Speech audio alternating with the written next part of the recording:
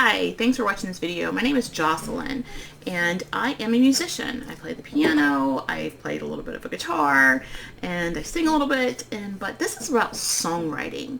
And I teach music lessons, and one of the things I'm always trying to push people is like, write songs. It is, especially for little kids, maybe like teenagers and even adults, it's after a while you get to a point where maybe you're a little bored with what you're doing and you want to try something new and try something different.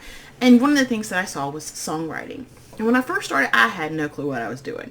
And someone had said, just get started. Why don't you analyze songs that you like so you can see what are some things that they do and try to incorporate those concepts into your own songwriting. I said, yeah, great, that sounds good. And it actually is kind of what I do. And it helped me to first get started, and so now I'm able to do more stuff to just improvise on my own and get started. But I still have like a list of things that I have when I analyze songs that I can then go back to whenever I need some help with things, like I'm stuck with something. And I analyze songs in two parts. One is the lyrics and one is the music. So this one is about Respect by Erasure. So if you're here, you're probably familiar with the song, but I'll play a little bit for you. It is the pop song. It's by Erasure, which was written by Vince Clarke and Andy Bell. The lyrics are about a lover requesting or writing to show compassion and respect. Okay, I'll play a little bit of the song, just the first verse and the chorus. I try to discover a little something to make me sweeter. Oh baby, refrain from breaking my heart. I'm so in love with you, I'll be forever blue. That you give me no reason why you making me work so hard. That you give me no, that you give me no, that you give me no, that you give me no soul.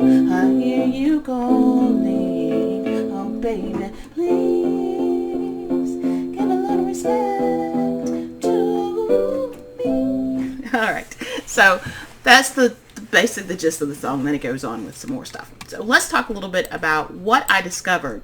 Now these songs, this isn't about the meanings of the song. It's about certain parts of the song. When I analyze either the lyrics or the music, things that I discover that I'm like, you know what? This is actually interesting that I could use for my own songwriting. I don't know if this is what they meant. Sometimes things just happen and you don't even realize that they happen the way that they are. So first of all, if you notice, the song is fast, right? It's a fast song. It's a dance song. I have a tendency to write slow songs. So if I want to give myself a little bit more like push, like let's get out of your things that you normally do. Think about writing something different. If you write fast songs, write some slow songs. If you write all slow songs, write fast songs. The second part is that it is a lament, which means like it's a plea, it's a sadness. It's like, oh, give a little respect to me. I'm so blue. And yet it's a fast song. So you don't have to always say, well, every slow song is going to be a sad song and every fast song is an upbeat, party song. Sometimes you can do back and forth. But what's nice about this song is that it works really well deconstructed. So I did it to you fast, and I can deconstruct it and do it much slower. I try to discover a little something to make me sweeter. Oh baby, refrain.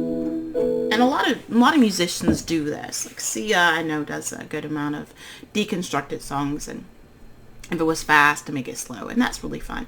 So what are some other things that I noticed? One, none of the lyrics rhyme. I know for myself, I sometimes try to write songs that, like rhyme. That's just sort of what I go to. So now I'm like, okay, let's make sure that no part of the song rhymes. None of the parts of the song rhymes. The other part is it's got 8 bars, and it's very fast, and those transition throughout. And we have the verse, the pre-chorus, and then the chorus.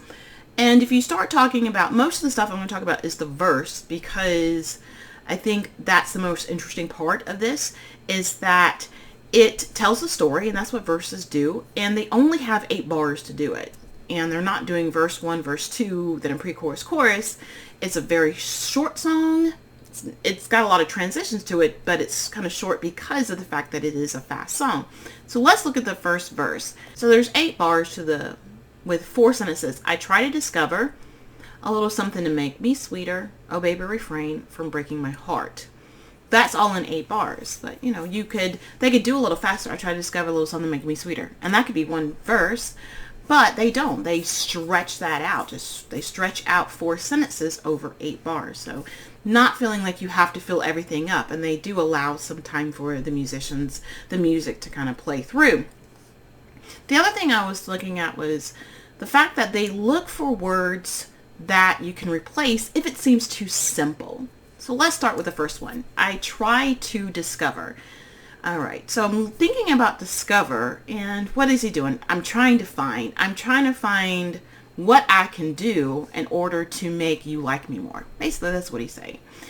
But if I use the word find, it's a very hard word. It's got those 2 N, the NDs, it's find. It's not as syllable that discover does to do more things with the vocalist. The other thing, it's the word. It's find is, it's like, oh, I'm trying to find my keys. But discover is like this whole big sort of thing. Like I don't know what I'm doing. I'm out discovering something. I don't have a map. I don't even know where to start, but I'm going out there and I'm giving it a good try. So I like that, using different words. So you find that you're like, it's too simple, go and just Google what's some words that you can use. It doesn't have to be synonyms, but other words that you can use for whatever word that you're looking for. The next one, a little something to make me sweeter. I love that word sweeter. Who doesn't think of a love person? If you ask somebody, what are they like? Oh, they're so sweet. Oh, he's so sweet. She's so sweet to me. Or a person, oh, your dog is so sweet. Your puppy's so sweet. Your cat's so sweet. It's a great word. So if you find that you're working on something and there's a theme to it, what is a word that you could use that really resonates to your audience, that thing that you're going for? Oh baby, refrain. Okay, first of all, I didn't know what refrain was. I had to look it up. I could guess what it was, but it actually means stop oneself from doing something. Okay, so if you said instead, oh baby, stop. Okay, not bad, but oh baby, refrain.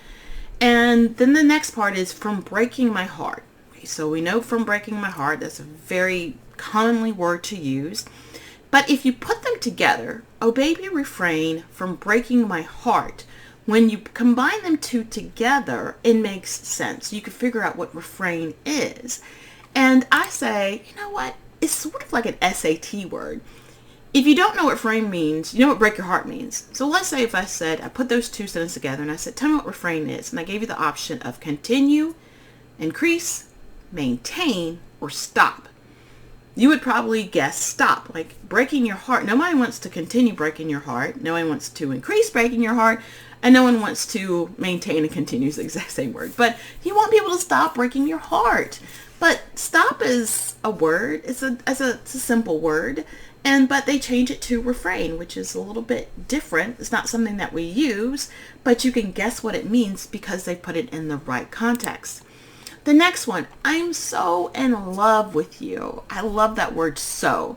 And it gives you that extra. If he just said, I'm in love with you, but he's saying, I'm so in love with you, that adding an adjective or an adverb to a word can sometimes, just a descriptive word, kind of help to bring it over to the top. And then the other thing that I notice is that if you're writing a song and let's say you're like, I'm running out of space and I can't get everything that I want in it, they actually use the pickup. There, if you listen to the song, it's the first part goes like, it's got the introduction, which is, okay, so that's the introduction. But when he starts with, I try to discover, it's actually in the intro. I try to discover, right? So if we just do,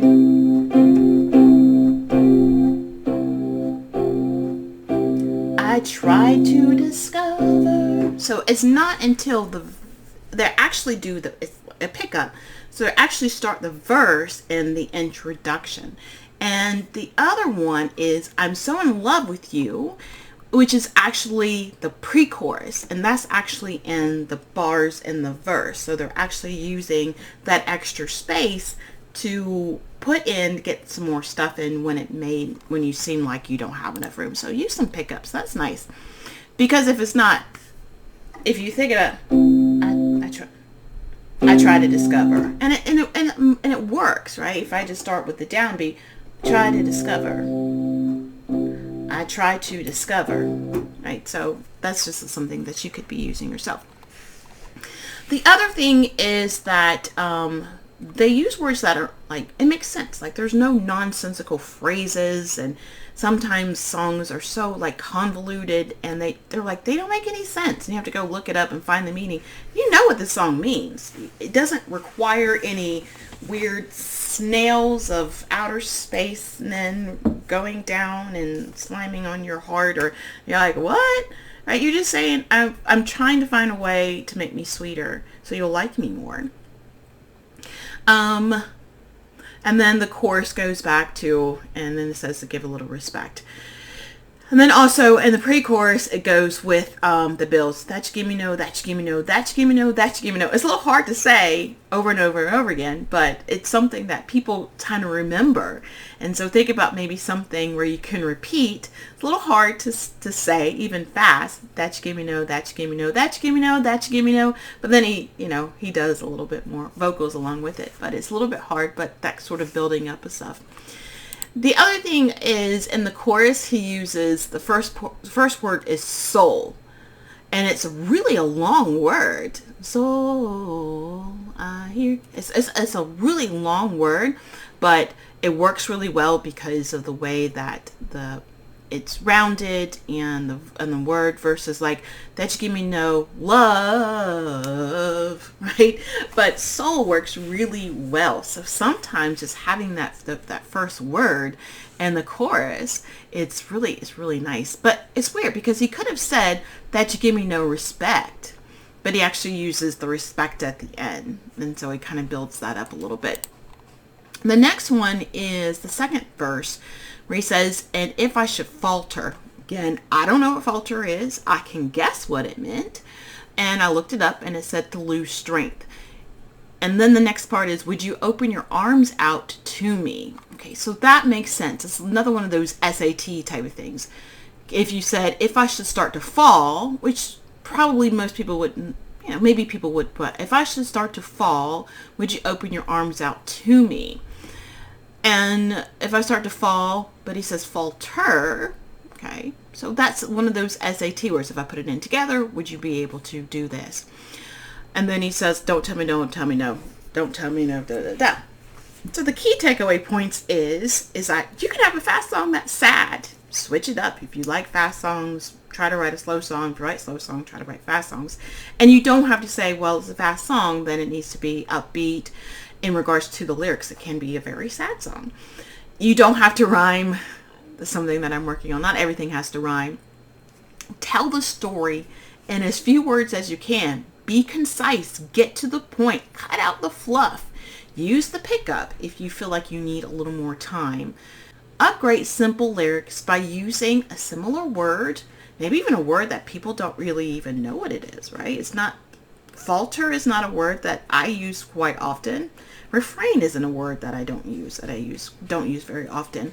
And then set up the sentences like SAT words and see if you can kind of create something where people can understand what it means, still making sense without something kind of nonsensical and crazy, and create a wonderful song. So that's the lesson for today. I guess you could call it a lesson.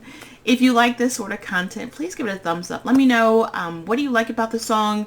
Are there any other songs that you, how do you approach songwriting especially when you're talking about your lyrics? Do you analyze other songs, or you just go out there and say this is what it is? Because it's not that I'm going to go out here and create this particular song like this and use these exact words, but there's things that I can remember that I can then use when I do my songwriting in the future. Okay, I would appreciate if you give it a thumbs up and like this video, and consider subscribing so you can watch the next time the next song I do, and I'll be doing the music portion for this as well. Thanks, bye.